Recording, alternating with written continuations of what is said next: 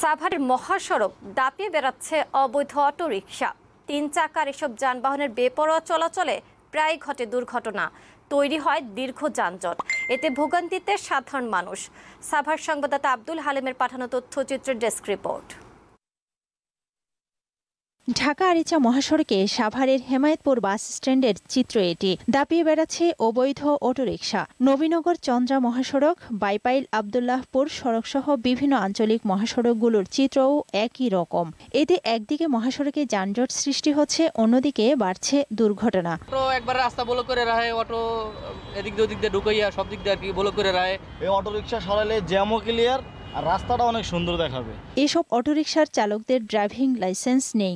সড়ক মহাসড়কে উঠেই হয়ে ওঠে বেপরোয়া, ফলে আতঙ্ক ও দুর্ভোগ পোহাতে হয় সাধারণ মানুষকে। এই অটোরিকশার জন্য আমরা ঠিকমতো চলাচল করতে পারি না, রাস্তা পার হইতে পারি না।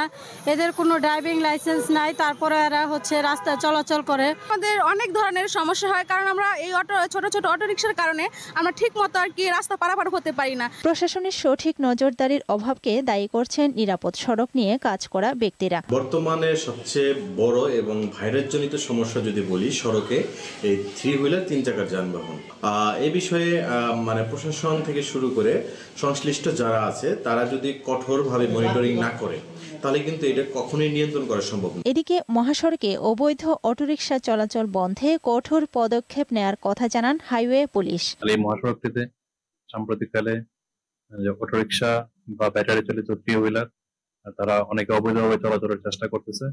আমরা প্রতিনিয়ত এই অটোরিকশাগুলোর বিরুদ্ধে আইনগত ব্যবস্থা নিচ্ছি এবং আমাদের কার্যক্রম ভবিষ্যতে আরো জোরদার হবে। সড়ক মহাসড়কে অটোরিকশা চলাচল বন্ধের কার্যকর পদক্ষেপ চান স্থানীয়রা। আফরোজা সুলতানা, বৈশাখী সংবাদ।